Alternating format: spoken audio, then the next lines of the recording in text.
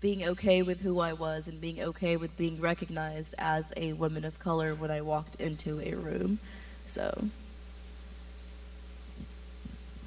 I think for me, I do identify as a woman. That's definitely something. And then I also identify as a future healthcare provider. I think that's a big part of who I am.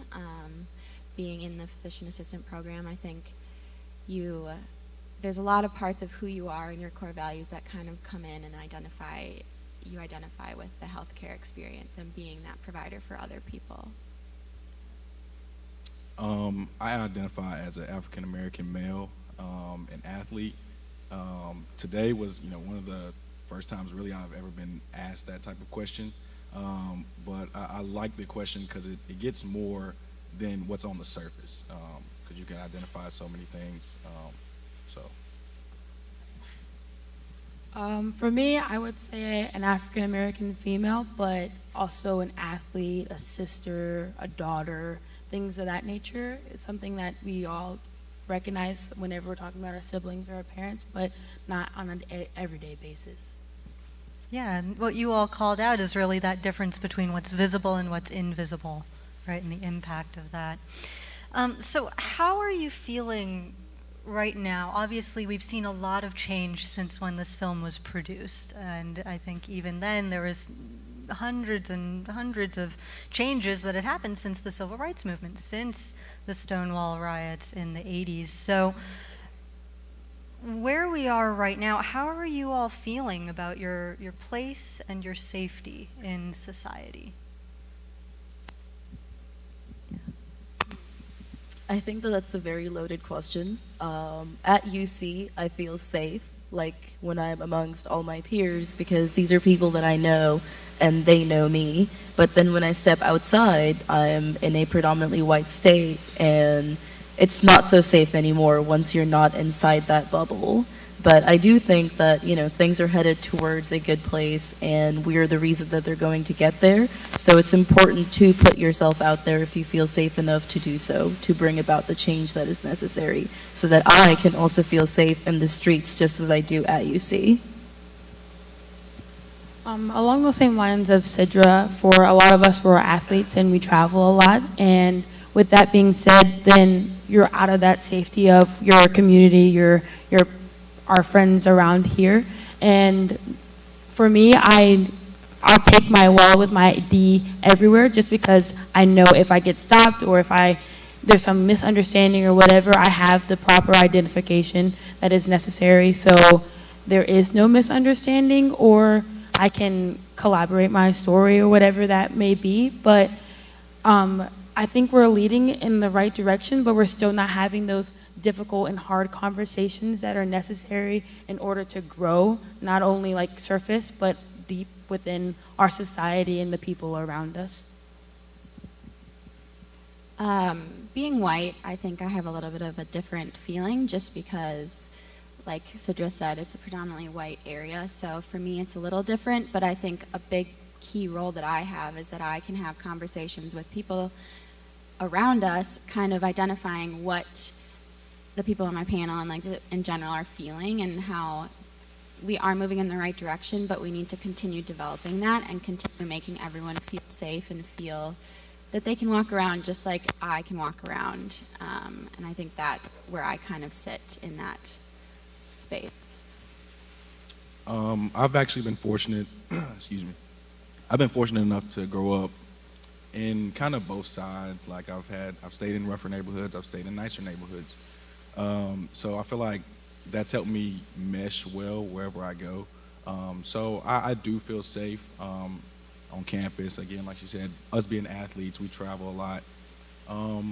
I feel like we've came a long way because like we saw in the video, just being African American at one point, going somewhere, you have to be aware of your surroundings and just be attentive at all times. Thank you all. I appreciate that. So I want to open it up. If we have any questions that have come in from the audience right now, I want to make some space for that, or if anyone wants to raise a hand and speak up. Okay, we've got a few. Can we go to yellow shirt in the middle first? And then I see you in the white sweatshirt behind.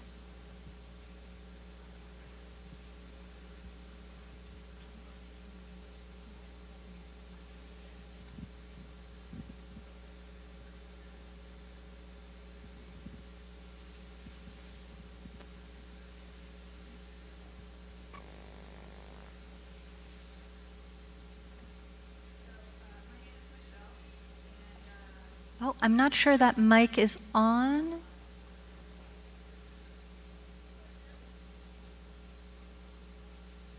Tech team, we've got a mic in the audience. Looks like it's on. Okay.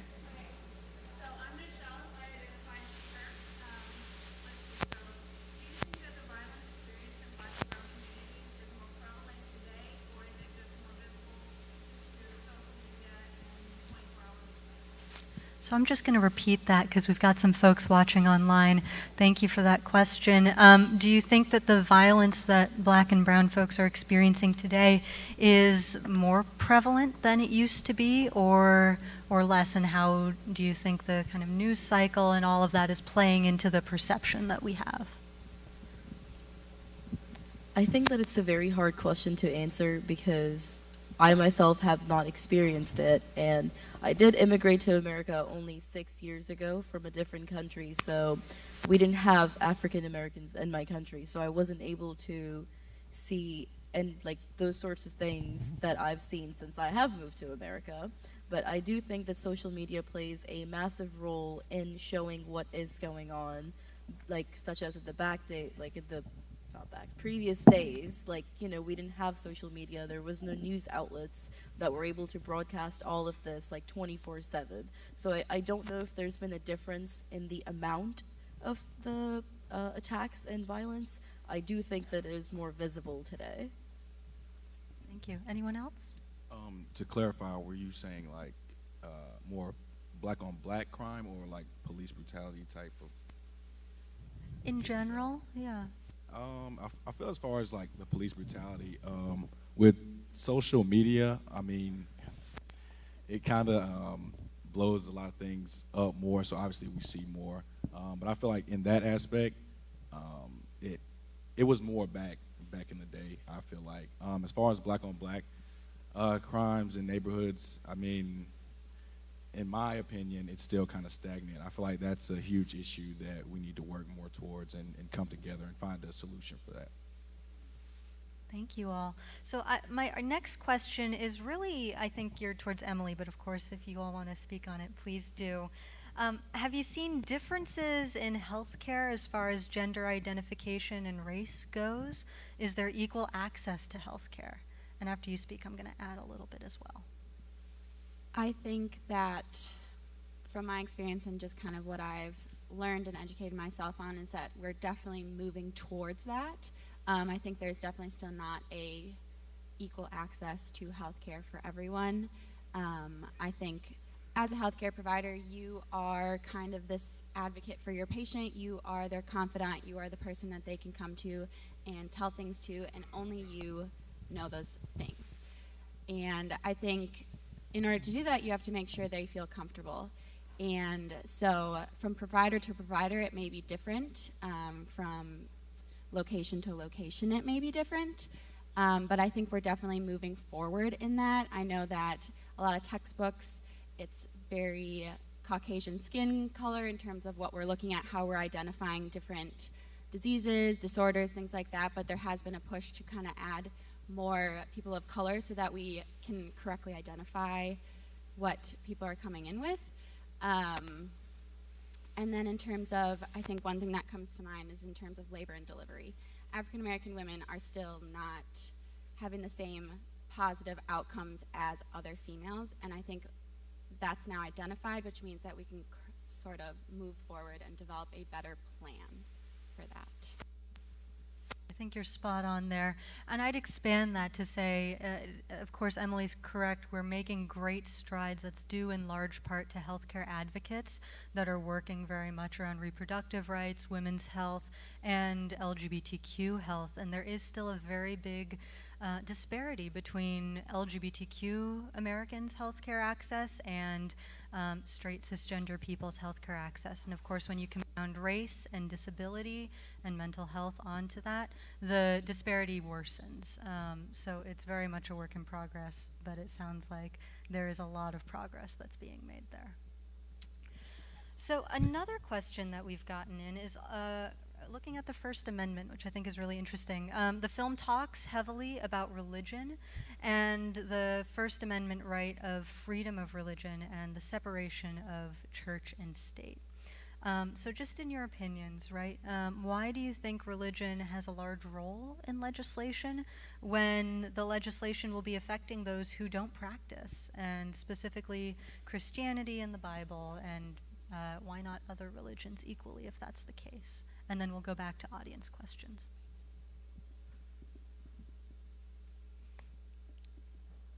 I know it's a big thing, so we can take a beat if you want. I don't know. Yeah. I don't know. I don't know why Christianity gets to pick what goes in the legislation.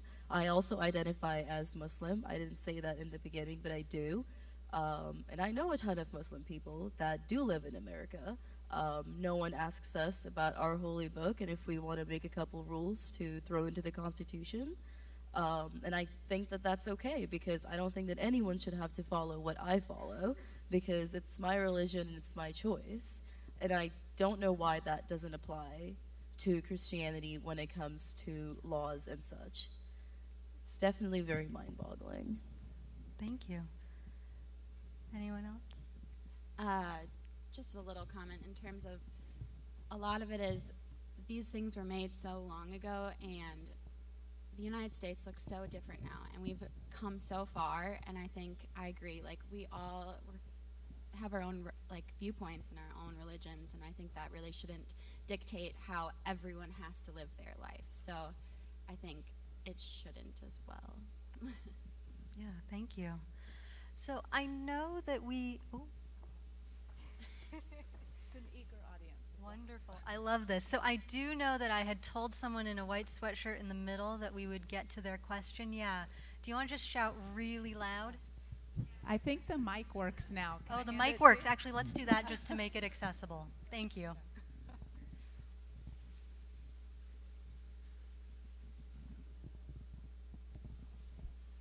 So you can hear me? Okay. Just Right. Yeah, Like that? speak up a little bit more. Okay. So my name's Danny Bauer, and I go by she, her pronouns. And my question is, how do you think we can better understand and learn about different Black and queer history? Because the documentary talks about that, but they don't really give any resources for it. That's great. So the question is, how can we learn more about Black and queer histories when that's not really taught and it's not necessarily easily accessible? And of course, the documentary itself didn't go too in depth into how to find those resources. I honestly, it would be a simple going out of your way to find different resources to talk about, like a book, or even talking to African American individuals or anything of that sort, to gain maybe their history, and then going off of something that they may say, and then finding other things to go to with that, and that could help you better understand or gain the knowledge that you may be looking for. I don't think it's like a set in stone thing, like, oh, it's going to be in this history book during this time, or, oh, it's whatever, but it's going to be so much different little things that can come together to make a clear picture, but it's not going to be a clear picture off the bat, I think is the best. I do know of a few resources that I can point you towards, and I'll go kind of easiest to most intensive. Easiest, I would say, look up Blair Imani. She is an influencer, a social media person, but she does these wonderful, really bite-sized reels and TikToks that break down the histories of both communities pretty in depth. She is both queer and Black and Muslim. And so she'll talk about those experiences in, again, really easily digestible chunks that you can send to a friend, send to a parent, right? Start a conversation there. And then from there, there's a lot of movement leaders that you can start looking to. Audre Lorde, James Baldwin, if you want to go a little bit more kind of academic with your learning. They mentioned Black feminism, and the Combahee River Collective is a great starting point for understanding where that mentality, where that framework came about. So I've got a question for the athletes up here. You're like, oh, okay. So as an athlete, have you been treated differently due to your race? And I guess for those who are not athletes, have you been treated differently due to your gender or race in your studies? I grew up in West Virginia, just up the street. I went to George Washington High School, but I played soccer and lacrosse, and for soccer and lacrosse we travel off. And there's a place, it's called Hurricane, and but it's spelled hurricane, but we pronounce it Hurricane. And I was in a soccer game, and I was playing, but I kept getting calls that I didn't understand why it was happening, because I didn't even touch it. But looking back now and like understanding things, is because I was the only African American on the field, even on both teams, my own team and anyone of color, and struggling with that. I was getting really frustrated during the game, after the game, like I wanted to quit, not play, because it was so disheartening and like vulnerable, like I didn't know what to do, and there's nothing that I could do to stop that from happening. So I guess you have to learn how to kill them with kindness. Like, I don't know if a lot of people know me. I'm very annoying and loud and obnoxious most of the time. And so doing that really just gets under the skin. So I learned how to do that for the most part. But it was only in high school. I haven't done it. I haven't experienced it in college, but that was the one time. Yeah, thank you. That's kind of a tough question for me. I don't really feel like I've been treated a certain way. I feel like there's almost been like a expectation, like, oh, you're black, so you're supposed to be able to run fast, you're supposed to be able to jump high. Like, it's like, okay, but it's just, so I wouldn't say I've been treated differently per se, but I do feel like when I step onto a football field or a basketball court or anything like that, I feel like there's an expectation, like, oh, you're supposed to be good. So. Emily and Citra, anything? No? I don't play a sport, so I can't comment on that. But in my academics, since I got to UC, it was a pretty smooth sailing.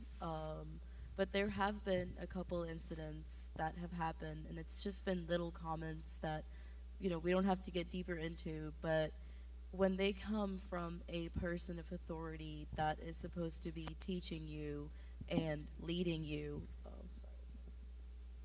when they come from someone like that, it is very discouraging, because then you have to go face them, because they are a professor and they are someone who is training you. So I do think it's important to face them head on, and that's something that I do struggle with, is being able to call people out on treating me differently or things like that. But I do think that it's important when you see it happening to someone or it is happening to you to be able to stand up for yourself. And I think you bring up a really great point of, if you see something, say something, right? But I think that's often where a lot of people get stuck. It's hard to figure out the right language in the moment. Thank you, Livia. When you're trying to figure out, oh, what can I do right now? I heard someone say, oh, well, you're Asian, so you got to be good at math, right? Clear, can you do this? And then you're sitting there going like, well, I know that person's really crappy at math, actually, but I don't know what to do. How do I intervene? And so for you all, what have been some successful ways that you have either redirected attention in those moments or started a conversation with the person to say, hey, you know what, I really like the sentiment, I think, but let's kind of take a different tack here. I think I've been lucky enough to not have to face it from any of my peers, so I haven't really had to have a conversation with anyone. And when it did happen, I did go to the people that were above them, because I didn't want to deal with the confrontation, because I had to see these people every day and work with them, and having the expectation of, well, they did this to you, so why don't you stand up for yourself? Well, I do have to go see them every day, so it's really hard. Though it may seem easy, like, I was being treated unfairly, so why didn't I just do it? It's important to understand the other perspective as well, that, like, maybe I just don't want to put myself in this spot. So for me, one thing that I try to do is to delegate when it comes to that situation, and find someone who I know is going to be supportive and is actually able to make a change, because I don't want to speak into the air and then nothing comes of it. Thank you. I would say, I have two younger sisters, and they're both adopted from China. So for me, Emily, could you just hold the mic a little closer? I've always been on maybe a different perspective of things, because I've heard conversations that they've had, or people have had comments at me or said comments to me pertaining to that. So for me, I've always kind of just taken it head on, but that's more because it's not about me personally, maybe. It's more because I'm the big sister. I'm protective of my sisters. But I've always found success in kind of one-on-one conversations and hearing out what and why they said what they said, and making sure that they feel heard, and then kind of saying, but that wasn't exactly correct, or that would have hurt my feelings or their feelings, and kind of take it at a approach of, I understand that this is maybe how you've been brought up, or this is how you see it, but I need you to understand that there's a very different side, and what you said or what happened isn't good, and is kind of dampering our development into the future, into a more inclusive environment. Thank you. Destiny, no? I would just say it straight up. I don't care about the the repercussions afterwards. I would just tell them how it is, how they made me feel, exactly in the way, and if they and to go from there. I don't think I would try to comfort or understand their feelings or anything. Right. That makes sense. So my next question is sort of a two-parter. I'm going to combine two of your questions. I'm going to answer the first briefly so that we can move on to the second with you all in more depth. So the first question is, how did the idea of intersectionality come about? And it's a wonderful question. I was noticing in the film they don't actually talk about the woman who coined the term intersectionality. And that woman is a lawyer, legal scholar, educator, advocate, Kimberly Crenshaw, and she's a black woman. And she created the term when she was looking back at the workplace discrimination that black women have faced. And so it's a really kind of necessary part of the story to understand that originally the intersection in question was race and gender, and that it came from black women, and it came from, again, that very long history of black feminism. So you're seeing the through lines here. The question for you all, though, is what public policy as it stands do you feel most impacts folks at your intersections that you think may be overlooked? What's not working for folks like you? And if you don't know the ins and outs of policy, that's okay. We can talk broadly about the laws that you're aware of, or the kind of heavily prevalent social beliefs that might act in a similar way to constrain behavior or action. But the kind of laws or legislation that is impacting women, women of color, people of color, African American folks. I can go first. I think one thing that has been on a lot of people's minds, and my mind in particular, is kind of the Roe v. Wade stuff. Not only as a female, but as a future healthcare provider, there are a lot of things that go into that ruling and go into the things behind it that don't only impact females, but kind of impact a lot of people. So I would say that is something that I feel strongly about, in terms of just, that's something that has impacted a lot of people. Thank you. I have to agree with Emily. I think that is one of the bigger things that I'm aware of, at least, that's going on. And again, it brings us back to the question of, like church versus state, and like keeping it separate. So I think that there should be a line that is drawn when it comes to overturning rulings like that. So it's really important to discuss why. Yeah. Okay.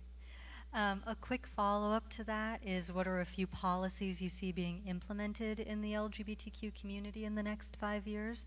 If you all have answers for that, that's great. If not, policies that are being implemented in the next 5 years that affect LGBTQ people? If not, None that I know of, but I do know that when Roe v. Wade was overturned, there was kind of like an urgency, like, are they going to take away the marriage right that was given to us by President Obama? So I don't know if that is something that can still happen, or if it's in the works. I haven't heard anything about it, but could be negative or positive policies that are coming their way. Yeah, Sidra, you're exactly right. So the marriage equality bill that was passed in 2015 did hinge on the same legal case that Roe v. Wade hinged on. And so in very, very broad terms, what we're seeing now is that that law, I believe it's a Obergefell, but law is not my strong suit, could be overturned in the same way that Roe was. And if it is overturned, what we know is going to happen is that we'll revert to a state-by-state basis on the protection of marriage equality, which means that the majority of states in the country, upwards of 30, are not going to allow same-sex marriages, and the rest of them will, which means that if you've got family in Texas who's trying to go, and they've been married, but then that Obergefell law gets overturned, what we're going to see is those folks are no longer protected in that state. We do have the Respect for Marriage Act, which provides a blanket level of protection and federal recognition of marriages that already exist, but it does not make it completely legal across the board. So there's a lot of work to be done, and the Equality Act is a big one. For you all, how can we learn from African American communities and LGBTQ communities about folks' experiences without coming across as offensive or taking over that space? How do we start to learn more from people without, being too pushy, being too overbearing? We want to just sit and listen, but how do we get that opportunity? Like without making them the token person. Yeah, for without all me your saying, hey, research. Sidra, I want to learn all about Muslim experience. Tell me now, right? Which can be awkward.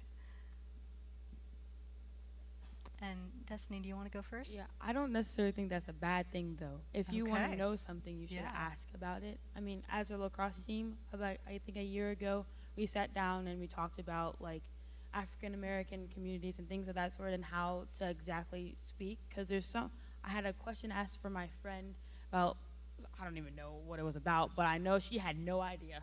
And so she simply just asked, and then she got what she was looking for and the information that she needed. If you have a question, ask the question. It's not like a secret or like something that we're withholding. It's just, you just have to ask. Being uncomfortable and awkward is not a bad thing. So just because it's going to make you uncomfy does not mean you shouldn't ask it.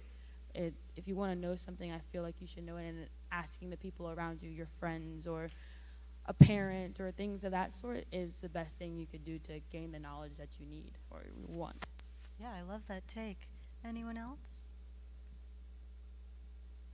So I've got a follow-up question to this, because I'm really interested in this space of being uncomfortable and not wanting to make a mistake, right? Because I feel like so many of us are feeling that pressure. We've seen hundreds of people at this point be canceled for all sorts of things, and I think we carry a little bit of that with us. Does the tone or the relationship that you have before that asking impact how you as the individual are going to respond? Like, let's say it's a stranger that you meet, or someone that you meet maybe who saw this panel but you didn't talk to you afterwards, and a month later they just come up to you with a question about your personal lived experience with no kind of preamble or background relationship. How would that sit, and are there any suggestions you'd have for that person to make that a successful learning moment? I think that it depends on, like, are you going to tell me that you saw me at this panel and you know that I am willing and open to talk about my experience, or are you just going to assume that I'm going to give you all the information? I think that it's great to ask questions, but you also have to be very conscious about, like I said before, not making someone your token person. Like, if I have friends and they ask me, a couple questions here and there, but then one day they have a whole list of things and I'm expected to answer them, like that, I personally don't think that that's okay, because you should be able to do your own research. And if you want to come back and confirm things, if you just want to know about my personal experience, then that I understand. But if you're coming to me to give you an answer about, like, the whole Muslim community, the whole Pakistani community, like, I cannot do that, because I am not all of it. And I think it's important to recognize that you can do your own research, that you don't have to find one person that you think has the answers and just keep going back to them. It's okay to put effort in to learn more. And yeah, I think just a quick kind of going off of what you said, like, it does depend on the person, like whether it being a stranger or my close friend. I like to think that I would communicate the same way, but there's a difference. But still, it is important to ask. And like, recently I've, kind of got with myself and told myself I need to even research more on the black community myself, because there are things that I don't know, and I feel like I should know. But the same way with the LGBTQ community, because seeing that video and how they intersect and kind of how we went through or going through the same issues, I feel like it's important to really research topics like that and just, have a mental, capacity to, I don't know, but, Yeah, I feel like what I'm hearing from all of you is this idea that respect is really the key thing. Respect and an understanding of the relationship you have, whatever that is. If you're a complete stranger, then explaining, hey, I saw you on this panel. Would you be willing to answer a question I had? I was thinking about it over the last few months since hearing you talk, right? The response that I know I personally would give to that is very different than if someone just grabbed me by the arm leaving class or something and said, hey, so what about XYZ? Right, who is a complete stranger. So allowing for that space and for that ability to recognize that the person you're talking to is more than just that one identity, right? How can you build that fuller relationship as opposed to just that transactional situation? So I'm going to pivot back to religion right now. I've got another question about that. I think it's a really interesting one. Do you think Christians and others who hold to other faiths with a traditional view of marriage and sexuality have the right to hold those traditional views and live them out in their lives? Do you want clarification? Are you asking me if people who believe in certain traditions, are they allowed to believe, Yes. Yes. Are those people who believe certain kind of traditional views, man and woman kind of marriage situations, are they allowed to believe that? I think that, again, that is a very loaded question. Of course, you are allowed to believe whatever you want. I think that as long as it doesn't bleed into other people's lives.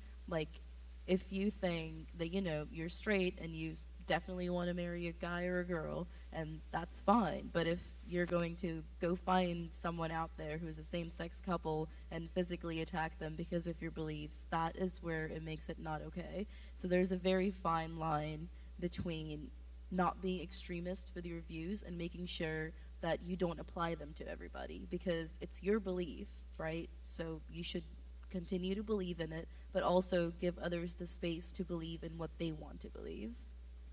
Yeah, and it just made me think that, of course, we're also talking about interracial marriage here, right? Because Loving versus Virginia is still very much on the table as well, and that complicates things too. I was going to say, I definitely agree. I think that everyone has a right to have their own opinion and have their own thoughts, but I think there should be an encouragement of openness and an encouragement to learn and understand others, and then there's also should be a very fine line between how I live my life and how Sidra lives her life, because they're not the same life. We don't, just because I believe something doesn't mean that my friend needs to do the same in terms of that.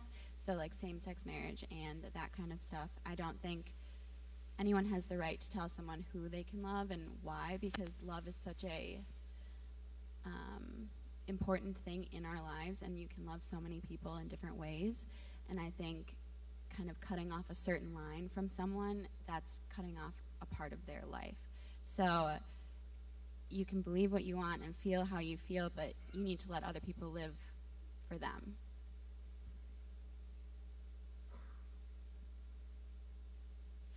Great, thank you. Were there any other people in the audience who wanted to just raise a hand and ask a question before I keep going with these ones?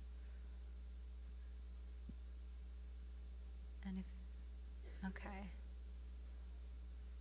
Any questions? It looks like we've got a mic going around if you're interested. Okay, no worries. We'll keep going here. So we are nearing our sort of last 20 or so minutes here together, or less than. So I want to start giving you some of these wrap-up questions that we've got, which are really wonderful. So the first is, what are some of the important ways to create a safe and comfortable environment for everyone, regardless of race, sexual orientation, religion, gender, etc.? What does that look like to you? Yeah. I would say both in your friend groups or in other things. For example, the PA program, we have what's called Diversity in Donuts, which is where we bring donuts and then we sit down as a class or whoever is attending and have a conversation about a topic. We put in a PowerPoint just to kind of like start the conversation, kind of educate on the topic that we're talking about, and then it's kind of an open floor for whoever wants to talk about it, learn about it. And I think that's one great way. You're starting small and you're impacting several people's lives, and they can then kind of continue that on to their friends, their families. So I think that's one way, starting small, starting a group, having that kind of understanding that we're going to have a hard conversation, or we are going to have a conversation about something, and there may be some disagreement, some not, but we're having the conversation and we're starting somewhere. That's great. I think that if you want to create that safe environment for whoever it might be, the most important thing is to remove ignorance from yourself. You know, ignorance is not bliss. And if you've done your research and you have the answers, or like, you just know little things, then you're going to be able to make that other person feel safe and feel like, you're welcoming them into your life. So if you want to create that environment, you want to make sure that you're not ignorant to things that may be important to them.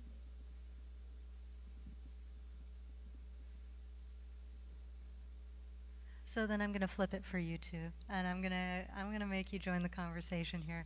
So what does it look like for you all, since you are both in your own ways leaders on your respective kind of teams that you're working with? What does it look like for you all, now that you're on the older end of the age spectrum, to create a safer space for the newcomers joining?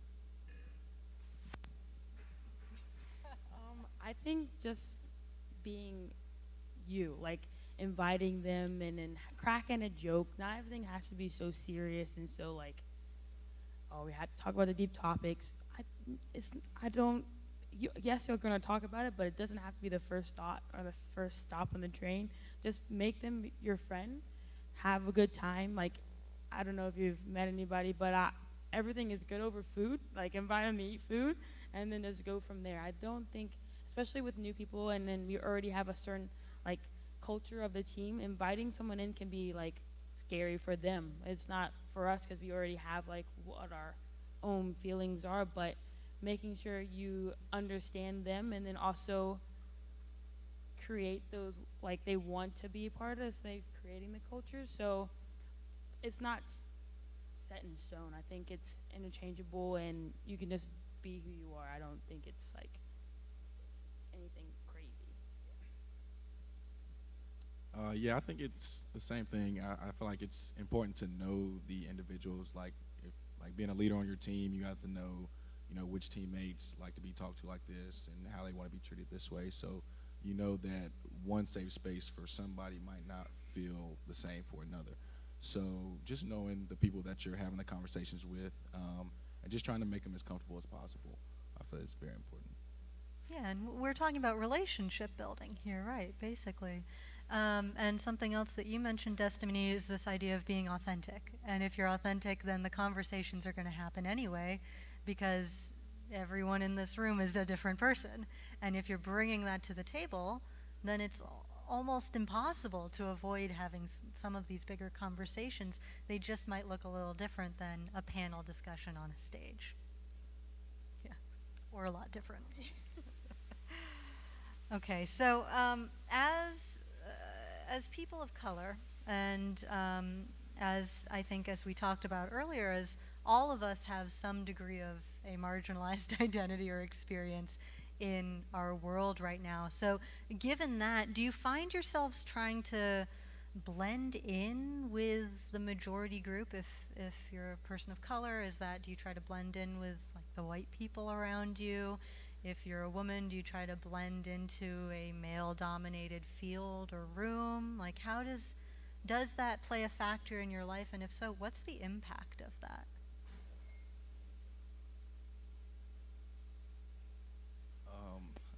So I would say that I try to blend in certain situations, certain type of, if I'm just with some of my friends, whether they're white, black, it doesn't matter, I'm going to act a certain way with them.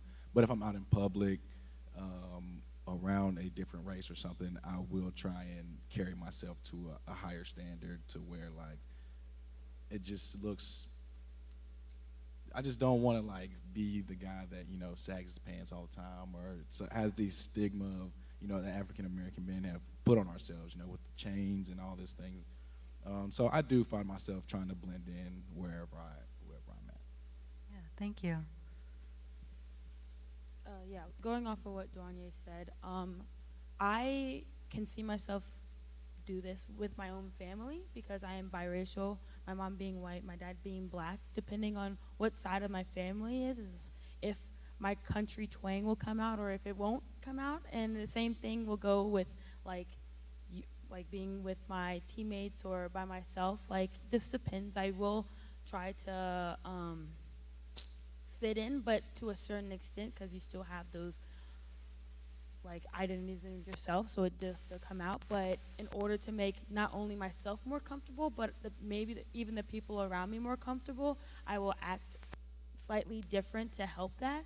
But as a whole, I think it just depends on the individuals that I'm around. It's not really, I'm really comfortable with my lacrosse team, so there's no telling what I'm going to say or do. But with other folks, it's like a little bit more structured and different.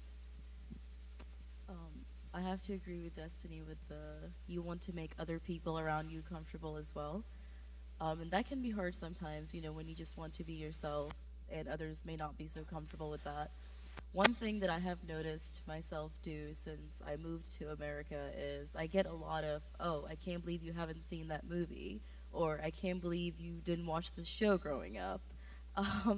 And so I remember when I was in high school, I would look things up, and if someone would say a reference and I wouldn't get it, I would go home and I would look it up, and then I'd try to watch that show, even if I didn't like it. And, it's awful. It is awful because no one wants to hear, like, so many times in their life, I can't believe you haven't seen that movie. We have different cultures. I grew up in a different space, in a different place, with different television channels, and that's just the way that it is. But definitely I've heard a lot, that's my immigrant experience. I don't know if someone who is brown and grew up in America has the same experience. But yeah, I definitely hear a lot of, can't believe you haven't done this, can't believe you haven't seen this, can't believe you don't know this artist. I could say the same, but I guess it wouldn't apply. So yeah, I find myself just trying to fit in a lot when it comes to little things like that. Yeah, for sure. Emily, do you want to speak from your experience?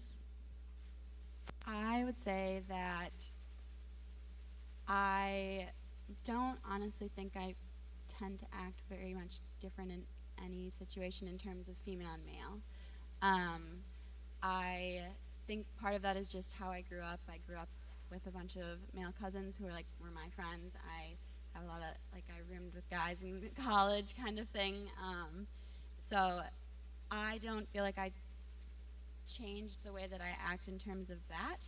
I think one thing I do want to say is that making me say I was hanging out with individuals of a different race, I think it's nice to hear that, making me feel comfortable also, not because you have to, but because you want to have a good conversation and a good relationship, is encouraging for me to then understand, okay, from there we can move forward, or there we can build a relationship and we can go from there.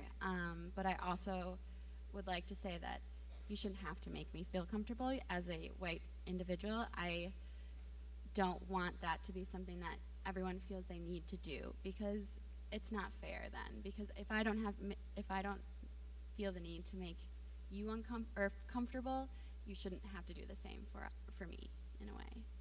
Yeah, that kind of mutuality has to exist in order for it to work, right? The expectation is where the issues come into play. Yeah. So, We are getting pretty close on time, so I'm going to say thank you so much, panelists. This was really amazing. And thank you all for the questions as well.